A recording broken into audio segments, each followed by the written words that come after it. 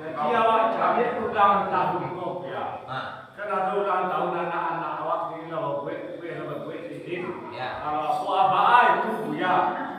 Nanti acara ulang tahun kau. Kadang-kadang kalau kita anak ulang tahun lah dalam bila betul. Kalau bela pasaran bela. Orangnya apa? Ya ada tak? Ada.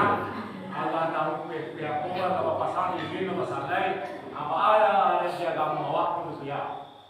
Lah, Jawa deh. Nan ulang tahun ko dalam Islam dah dulu. Nan ada ajaran orang kamu luar kapie, tando kapie lilin meletak sinan orang Islam ada pakai lilin mau ibadah. Dah ada orang yang pakai lilin.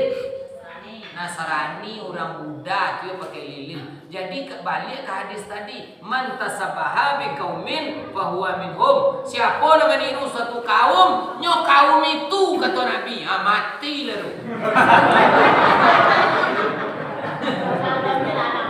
Ya. Iko lebih kayak bagi Pak Ketua BPN. Oh kok 7 orang lilin, 10 orang lilin sinan. Kok 70 orang lilin. Pas ambu jarang ke 70. Lilin apinya mati. Dak dogi kepanjang umur deh gara-gara makan kue sama suat panjang umurnya. Happy birthday to you. Madu happy birthday to you dalam agama awak, agama orang luar mah. Abi kapi, abi tobat lah.